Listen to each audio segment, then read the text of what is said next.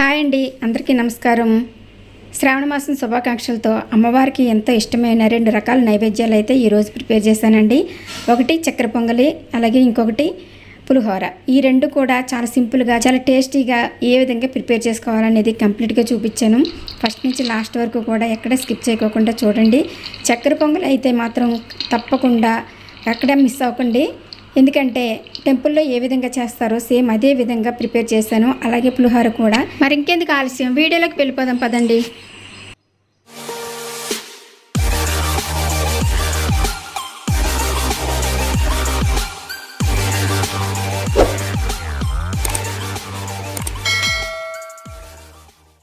Hi అండి, అందరికీ నమస్కారం. వెల్కమ్ బ్యాక్ టు పాన్సి వంటలు. నేను మీ శిరీష.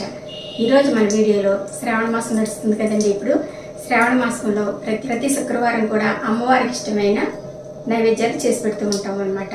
అదే వరలక్ష్మి వ్రతానికి అయితే, అంటే శ్రావణ మాసంలో వచ్చే 2వ శుక్రవారానికి అయితే అన్ని రకాలు ప్రసాదాలు చేసి పెడతారండి.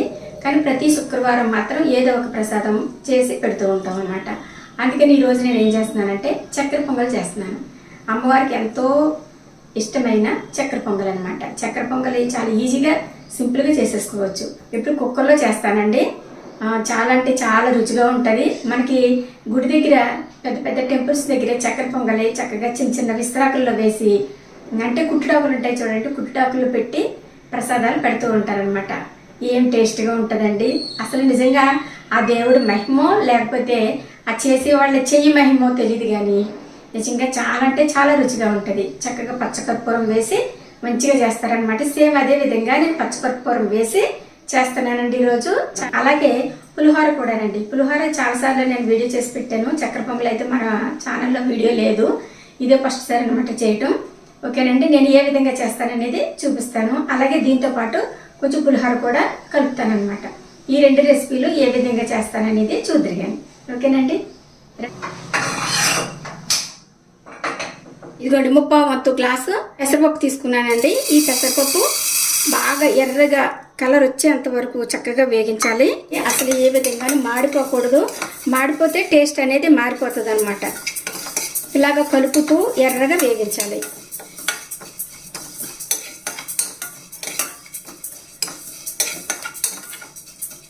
దీనికి కొంచెం టైం పడుతుందండి, ఒక 5 నిమిషాలన్న టైం పడుతుంది. ఇదిగోండి చక్కగా వేగిపోయినాయండి. ఇలాగ కలర్ చేంజ్ అయ్యేంత వరకు వేగించాలన్నమాట. ఇవి కొంచెం చల్లారాలండి. చల్లారిన తర్వాత ఇవి కూడా కడిగేసి వేసుకోవాలి. అలాగే ఈ లోపల మనం బియ్యం కడిగేసుకుందాము. ఈ గ్లాస్ తోటి 1.5 గ్లాస్ బియ్యం తీసుకుంటున్నాను. బియ్యం అస్సలు నానబెట్టకూడదండి. కడిగేసిన వెంటనే మన కుక్కర్లో వేసేసుకోవాలి. కడిగేసాను. కడిగేసిన వెంటనే అసలు నీళ్ళు రాకోకుండా మన బియ్యం మాత్రమే ఇలా వేసుకోవాలి. ఎందుకంటే నీళ్ళు పోసి మనం కుక్కర్లో పెడతాం కాబట్టి నీళ్ళు అనేది కొలత తేడా రాకూడదు అనమాట దీనికి. ఓకేనండి. ఇది ఇలా వేసేసుకున్న తర్వాత అలాగే ఇదిగో పెసరపప్పు కూడా కడిగేసానండి. పెసరపప్పు కూడా వేసేసుకోవాలి. ఇలా వేసేసుకున్న తర్వాత 2 గ్లాసుల బియ్యము 3/4 గ్లాసు పెసరపప్పు తీసుకున్నాను అనమాట. ఇప్పుడు మనం నీళ్ళు ఎలా పోసుకోవాలంటే ఏ గ్లాస్ తోటి అయితే బియ్యం తీసుకున్నామో అదే గ్లాస్ తోటి నీళ్ళు పోసుకోవాలి. 2, 3, ఇదిగోండి 4. ఈ 4 గ్లాసులు నీళ్లు రైస్కి పోసాను అనమాట. అంటే 2 గ్లాసులు బియ్యం తీసుకున్నాం కదా, 4 గ్లాసులు నీళ్లు పోసాను. అలాగే పెసరపప్పు 3/4 గ్లాస్ తీసుకున్నాం కదండి. ఇప్పుడు పెసరపప్పుకి నీళ్లు పోస్తున్నాను. 1, ఇదిగోండి 2. కరెక్ట్గా మనం పిల్లలకు కూడా అర్థమయ్యేటట్టు మంచి కొలతతోటి చూపిస్తున్నాను అనమాట. ఇదిగోండి ఈ విధంగా నీళ్ళు పోసేసిన తర్వాత కుక్కర్ మూత పెట్టేసి మీడియం ఫ్లేమ్ మీద 2 విజిల్స్ రావాలండి. అన్నం ఉడకాలి అంతే, అసలు మెత్తగా అవ్వకూడదు అనమాట. ఆ విధంగా మనం కుక్కర్ పెట్టేసుకోవాలి.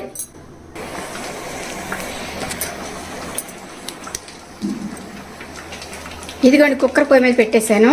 ఇది విజిల్స్ వచ్చే లోపల మనం బెల్లం కరిగించుకుందాం. అలాగే ఇదిగోండి పులిహోరకి అన్నం కూడా చేసేస్తున్నానండి.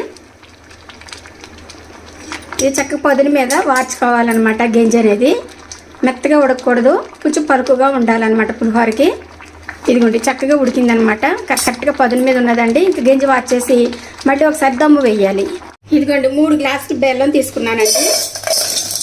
ఈ బెల్లంలో కొంచెం వాటర్ పోసి బాగా కరిగించాలన్నమాట. పాకం రావక్కర్లేదండి, కొంచెం తేగ పాకం వస్తే సరిపోతుంది అనమాట. ఇదిగోండి పులిహోరకి అయితే అన్నం చక్కగా ఇదిగోండి ఒక పళ్ళు తీసుకుని పళ్ళులో వేసేసి చల్లార్చాలన్నమాట. మనం పోపు వేసుకునే వరకు అన్నం బాగా చల్లారాలి. సరే ఎంత పొడి పొడిగా ఉందో చక్కగా కొంచెం పొదల మీద వార్చేసి దమ్ వేసామంటే ఇలా పొడి పొడిగా అవుతుంది అనమాట. ఇప్పుడు ఇది బాగా చల్లారాలండి. ఇప్పుడు పక్కన పెట్టేసుకుని మనం పోపు ప్రిపేర్ చేసుకుందాం. ఇదిగోండి చిన్న కళాయి పెట్టానండి. కళాయి వేడైన తర్వాత ఇదిగోండి 2 స్పూన్లు నెయ్యి వేసుకోవాలి. చక్కెర పొంగల్కి నెయ్యి ఎక్కువ పడుతుందండి. చక్కెర పొంగల్కి కావాల్సిన పదార్థాలండి ఇవి. ఇదిగోండి 1 కప్పు అంటే కొంచెం వెల్తిగా 1 కప్పు కొబ్బరి ముక్కలు తీసుకున్నాను. పచ్చి అయినా తీసుకోవచ్చు, ఎండు ముక్కలైనా తీసుకోవచ్చు. నా దగ్గర అయితే ఎండు కొబ్బరి లేదండి, అందుకని పచ్చి కొబ్బరి ముక్కలు తీసుకున్నాను. అలాగే గుప్పుడు జీడిపప్పు, గుప్పెడు కిస్మిస్ అనమాట.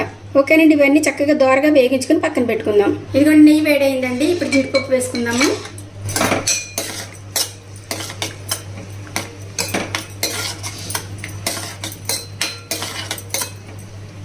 ఇలా కొంచెం వేగిన తర్వాత కిస్మిస్లు కూడా వేసుకుందామండి.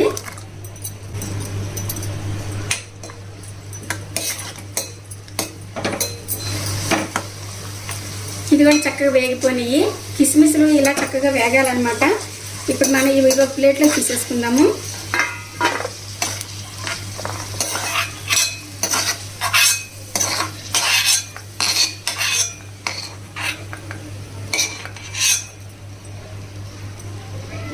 ఇప్పుడు ఇందులోనే కొబ్బరి ముక్కలు వేసుకుందామండి.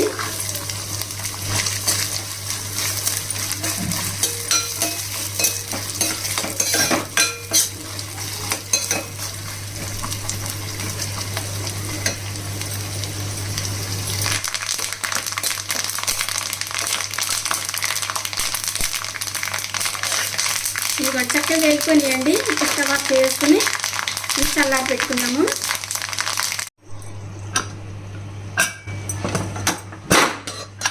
చూసారా ఎక్కడ మెత్తగా అవ్వకుండా చక్కగా పొడి పొడిగా వచ్చింది రైస్. ఈ విధంగా ఉండాలండి. అన్నం అస్సలు మెత్తగా అవ్వకూడదు అనమాట. మనకి పెసరపప్పు కనిపించాలి, అన్నం మెతుకులాగా కనిపించాలన్నమాట. ఇప్పుడు ఈ విధంగా ఉన్న తర్వాత ఇదిగోండి బెల్లం కరగబెట్టేసానండి. కొంచెం లైట్గా తీగపాకం వచ్చిందనమాట. వచ్చిన తర్వాత ఇదిగో చెత్త చూసారా ఎలా ఉంటుందో బెల్లంలోని. అందు గురించి ఇలా ఫిల్టర్ తీసుకుని ఇలాగ అన్నంలోకి వడగట్టేసుకోవాలి. ఇందులో చెత్త చెదారం ఏదన్నా ఉన్నా కూడా చక్కగా వచ్చేస్తుంది అనమాట, ఫిల్టర్లో ఉండిపోతుంది. ఇది ఇప్పుడు బాగా కలపాలండి. కలిపి సిమ్లో మీద కొంచెం నిదానంగా ఉడికించాలన్నమాట. బాగా మెత్తగా అవ్వకుండా లైట్గా ఇలా మధ్య మధ్యలో కలుపుతూ ఉడికించాలి.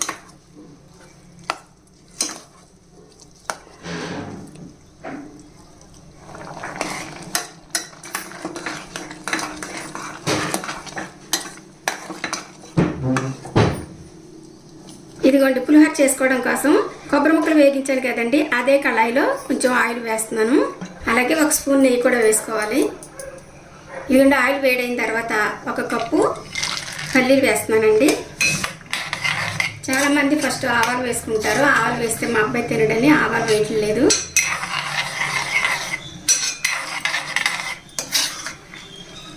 ఇదిగోండి పల్లీలు వేగిన తర్వాత ఇదిగోండి 7-8 ఎండుమిర్చి వేసుకోవాలి. ఎండుమిర్చి ఎన్నైనా వేసుకోవచ్చండి, బాగుంటుంది. ఇది కొంచెం వేగిన తర్వాత ఒక 5-6 పచ్చిమిరపకాయలు ఇలా సగానికి తుంచేసి వేయాలండి.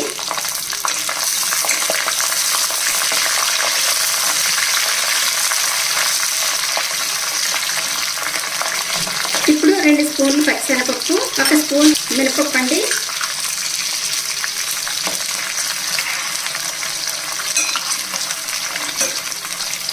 ఇవన్నీ వేగిన తర్వాత జీడిపప్పు వేసుకోవాలండి.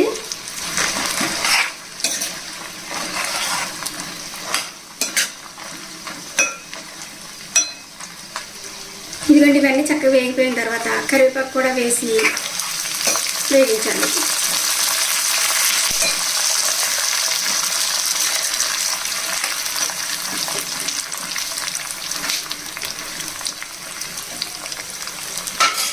చక్కగా వేగిపోయిందండి. వేగిన తర్వాత ఇదిగోండి 1/2 టీ స్పూన్ పసుపు వేసుకోవాలి.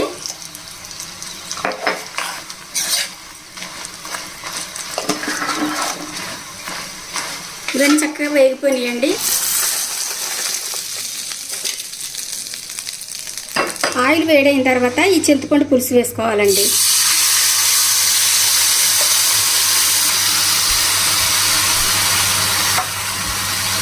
ఈ చింతపండు పులుసులో ఒక చిన్న బెల్లం ముక్క వేసుకుంటే టేస్ట్ బాగుంటుంది. అలాగే ఒక స్పూను సాల్ట్ కూడా వేస్తున్నానండి. సరిపోతే తర్వాత వేసుకోవచ్చు. ఫస్ట్ అయితే నేను కొంచెమే వేస్తున్నాను. ఇది బాగా దగ్గర పడేంత వరకు బాగా ఎగిరివ్వాలండి. ఇది బాగా ఉడకాలన్నమాట.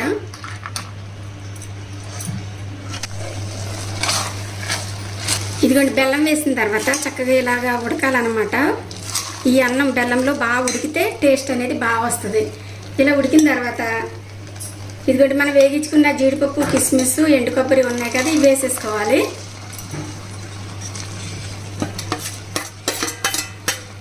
అలాగే ఈ వేగించేటప్పుడు ఇదిగోండి నెయ్యి అండి, నెయ్యి తీసి పక్కన పెట్టాను, ఇది కూడా వేసేసుకోవాలి. అలాగే ఇంకొక స్పూన్ నెయ్యి కూడా వేస్తున్నానండి. ఈ చక్కెర పొంగలికి నెయ్యి ఎక్కువ పడుతుంది అనమాట. అలాగే ఇదిగోండి యాలకుల పొడి, ఇదిగోండి కొంచెం అంతా పచ్చకర్పూరం వేసుకుంటే చాలా టేస్ట్ అనేది చాలా బాగుంటుంది అనమాట. ఓకే అండి, ఇదంతా బాగా కలపాలి. ఫ్లేమ్ మాత్రం బాగా తగ్గించాలండి. లో ఫ్లేమ్ మీద చేయాలన్నమాట. ఇదంతా కూడాను హై ఫ్లేమ్ పెట్టకూడదు.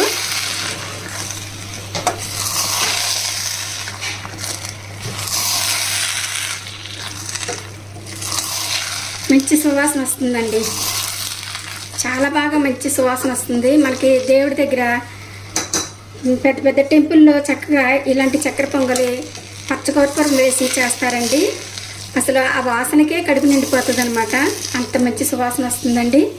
ఇక మన స్టవ్ ఆఫ్ చేసుకుని ఇదిగోండి ఇలా కలిపేసాం కదా, ఇలా కలిపేసి ఒక్క నిమిషం పాటు మూత పెట్టేసి ఉంచి మళ్ళీ మూత తీసిన తర్వాత ఇంకొక స్పూను ఇదిగోండి పెద్ద స్పూన్ తోటే వేస్తున్నాను నేను నెయ్యి. ఇలా నెయ్యి వేసుకోవడం వల్ల చక్కెర పొంగలికి టేస్ట్ అనేది చాలా బాగా వస్తుంది అనమాట. ఓకేనండి, సేమ్ మీరు కూడా ఇదే విధంగా ట్రై చేయండి. చాలా అంటే చాలా రుచిగా ఉండడమే కాదు, చక్కగా దేవుడికి ఇష్టమైన నైవేద్యం అన్నమాట. ఇది చూసారా, అన్నం మెత్తగా ఉడకకూడదు, మనం అదే చూసుకోవాలండి. అన్నం పలుకులుగా ఉండాలి. పప్పు కూడా చూసారా అక్కడక్కడ కనిపిస్తుంది, అందుకని బాగా వేగించాలన్నమాట పప్పుని.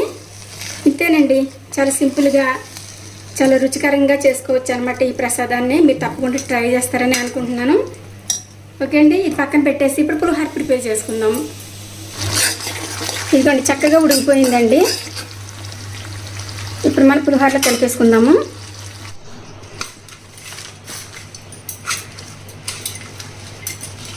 ఫస్ట్ పోపు ఇలా వేసేసుకుని కలిపేసుకున్నాం అనుకోండి, తర్వాత మనకి ఇవి క్రిస్పీగా బాగుంటాయి అన్నమాట. అదే చింతపండులో వేసి ఉడికించామనుకోండి మెత్తగా అయిపోతాయి ఈ పప్పులన్నీ. అందుకని నేను ఎప్పుడు కూడా ఇదే విధంగా చేస్తానండి.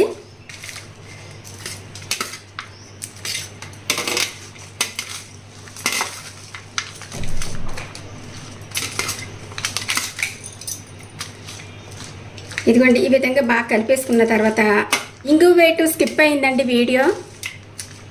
ఇలా పోపులోనే ఇంగువ వేసేసాను అనమాట.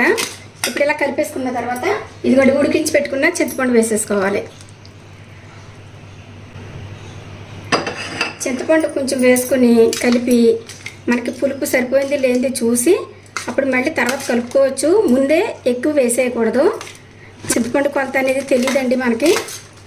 ఒక్కొక్క చింతపండు కొంచెం తియ్యగా ఉంటుంది, ఒక్కొక్కటి పుల్లగా ఉంటుంది. కాబట్టి దాని ప్రకారంగా మనం కలుపుకునేటప్పుడే చూసుకోవాలన్నమాట పులుపు అనేది.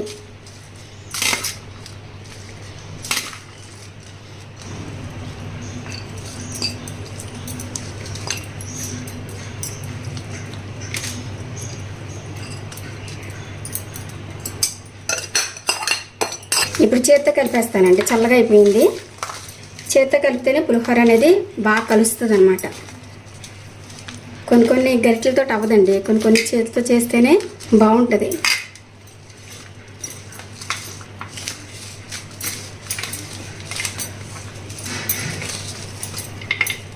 నాకు తెలిసి సాల్ట్ అయితే సరిపోదండి, ఇంకొంచెం వేస్తున్నాను.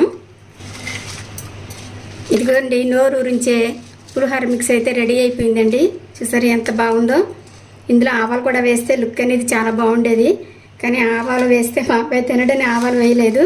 మీరైతే చక్కగా ఆవాలు వేసుకొని చేసుకోండి. ఇదిగోండి 2 నైవేద్యాలు కూడా ప్రిపేర్ చేసేసానండి. ఇదిగోండి పులిహోర ఎంత బాగా చేశానో చూసారండి. చక్కెర పొంగలి చాలా బాగా కుదిరిందండి. ఇదిగోండి ఫస్ట్ అయితే దేవుడికి నైవేద్యం పెట్టేసుకోవడం కోసం ఇదిగోండి దేవుడి దగ్గర నేను ఈ గిన్నెలో ఉపయోగిస్తాను నైవేద్యం పెట్టడానికి. ఇదిగోండి తమలపాకులు అండి, మా చెట్టు తమలపాకులు అనమాట, పెద్ద పెద్దగా ఉంటాయి. ఇదిగోండి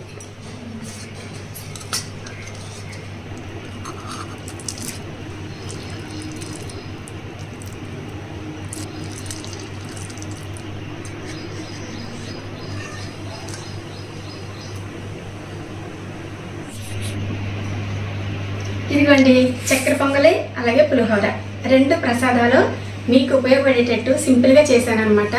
మీరు కూడా కొత్తగా పెళ్ళైన వాళ్ళు ఏంటి, చిన్నపిల్లలు ఏంటి, ఎవరైనా సరే సింపుల్గా చేసుకునేటట్టు చేసి చూపించానండి. చేసే విధానం చూశారు కదా, చాలా బాగా కుదిరింది. చక్కెర పొంగలి అయితే సూపర్ అంటే సూపరు. స్మెల్ అయితే గుడి దగ్గర వచ్చిన స్మెల్ అయితే వస్తుంది అనమాట పులిహోరను, ఈ చక్కెర పొంగలిని. ఓకేనండి, మీరు కూడా తప్పకుండా ట్రై చేస్తారని అనుకుంటున్నాను. దేవుడికి ప్రసాదం పెట్టేస్తానండి, ఈ గిన్నెలో తీసేస్తాను కదా. ఓకేనండి, మరి ఈ 2 రెసిపీలు మీకు నచ్చినట్లయితే లైక్ చేయండి, షేర్ చేయండి, సబ్స్క్రైబ్ చేయండి. అలాగే పక్కన ఉన్న బెల్ కొట్టడం మాత్రం మర్చిపోకండి. Thanks for watching. బాయ్.